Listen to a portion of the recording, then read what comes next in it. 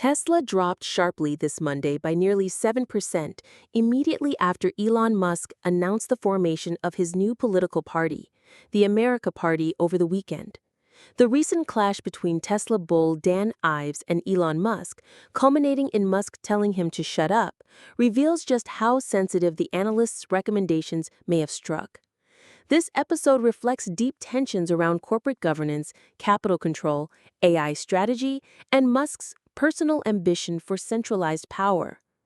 Despite being one of Tesla's most vocal supporters over the years, one of the few analysts still assigning a $500 price target, Dan Ives's latest public recommendations carried a tone of governance oversight rather than unconditional support.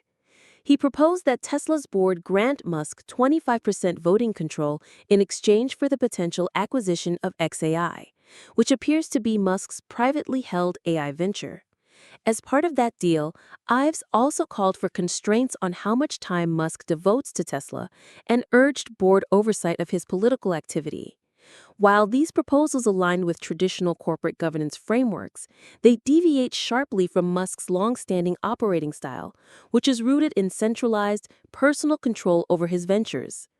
Musk's reaction was sharp because the core of Ives's proposals wasn't just about strategy, it was about limiting Musk's personal influence. And that's the one thing Musk is least willing to compromise on. What prompted Ives to make this proposal in the first place was not a concern over Tesla's vehicle business, but rather growing anxiety over the company's marginalization in the ongoing AI arms race. From his perspective, the future of Tesla's value isn't just about battery range or gigafactory efficiency. It's about whether Tesla can integrate AI models, proprietary data, chip design, compute infrastructure, and deployment into a cohesive ecosystem. If XAI remains a separate private entity under Musk's personal control, then the most strategic asset in this future battle lies outside the reach of public shareholders. That introduces uncertainty into Tesla's long-term valuation.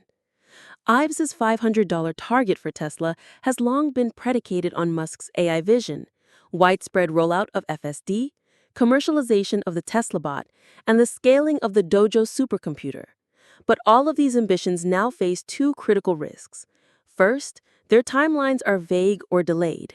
Second, and more importantly, many of the key assets underpinning those visions, especially XAI and its Grok LLM, now deeply embedded into the X platform, are increasingly outside Tesla's corporate boundary. Ives's proposal, then, isn't just about M&A. It's about corporate control and asset alignment. If Musk can unilaterally deploy XAI technology into Tesla products like FSD without board or shareholder approval, then Tesla's public investors are effectively sidelined.